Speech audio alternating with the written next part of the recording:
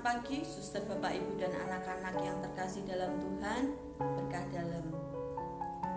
Sebelum kita memulai kegiatan kita pada pagi hari ini, marilah kita mendengarkan sebagian dari firman Tuhan yang akan diambil dari Lukas 9 ayat 7-9. Sebelum kita merenungkan firman Tuhan, marilah kita berdoa.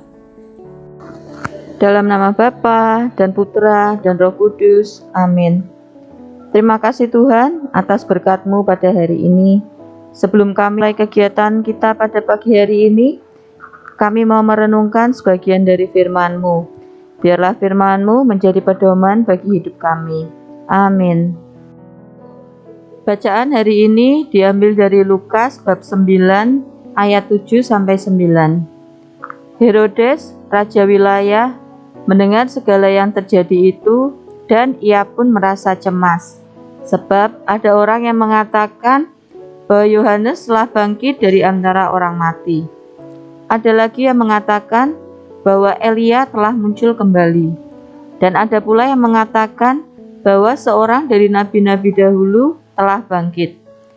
Tetapi Herodes berkata, Yohanes telah kupenggal kepalanya.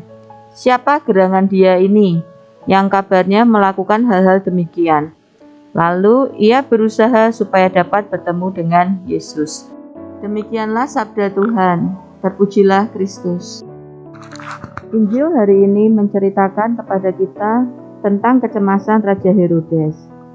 Ia mendengar cerita tentang kehebatan Yesus Kristus, tetapi ia sendiri tidak pernah bertemu Yesus Kristus. Cerita tentang kehebatan Yesus Kristus mendatangkan kecemasan baginya, karena ada yang berkata bahwa ia adalah Yohanes Pembaptis yang sudah bangkit kembali dari mati. Ia cemas, jangan-jangan Yohanes datang membalas dendam dan membunuh dia. Kecemasan itu sungguh datang dari dalam dirinya sendiri. Ia berusaha mau bertemu Yesus, tetapi Injil tidak pernah katakan bahwa Herodes berhasil bertemu Yesus. Kalau saja ia seorang bijaksana, ia seharusnya pergi menemui Yesus Kristus dan bertanya langsung pada Yesus Kristus, siapakah ia sebenarnya? Tetapi kasihan sekali bahwa ia hanya mendengar dari jauh dan membuat kesimpulan sendiri berdasarkan cerita orang. Raja Herodes sangat berbeda dengan Sakeus yang juga sangat rindu melihat Yesus Kristus.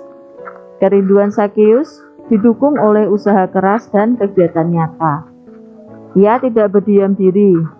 Ia naik pohon agar bisa melihat Yesus yang lewat. Perjuangannya mendatangkan hasil yang sangat baik. Waktu Yesus lewat di bawah pohon, ia menegur dan mengajak Sakeus turun dan memintanya untuk ke rumahnya. Sakeus sungguh bahagia. Yesus Kristus datang ke rumahnya dan makan bersama anggota keluarganya. Satu hadiah yang sangat luar biasa untuk Sakeus. Bukan hanya Sakeus yang mengalami kebahagiaan, tetapi juga semua anggota keluarga. Itulah buah dari kerinduan yang didukung oleh usaha keras dan kegiatan nyata. Kalau kita selalu punya kerinduan yang tinggi, dan kerinduan itu didukung oleh kerja keras dan usaha nyata, maka sudah pasti kerinduan itu akan terwujud. Satu peringatan bagi kita semua, bahwa barang siapa yang selalu berjuang untuk mencari Tuhan, sambil meneteskan air mata, ungkapkan semua isi hati kepada Tuhan, pasti usahanya akan selalu berhasil. Tetapi barang siapa yang hanya berkhayal tanpa kerja keras dan usaha nyata, maka kerinduannya itu akan tetap tinggal kerinduan tanpa hasil. Ayo, bekerja keraslah selalu, agar apa yang kita rindukan dapat terwujud. Kita memohon Bunda Maria untuk mendoakan kita. Amin. Suster, Bapak, Ibu, dan anak-anak yang terkasih dalam Tuhan, demikianlah renungan kita pada pagi hari ini. Mari kita akhiri dengan berdoa bersama. Terima kasih Tuhan atas firman-Mu. Biarlah firman-Mu terus mengingatkan kami dan menjadi petunjuk dalam hidup kami. Amin. Dalam nama Bapa dan Putra dan Roh Kudus. Amin. Selamat beraktivitas, Tuhan memberkati.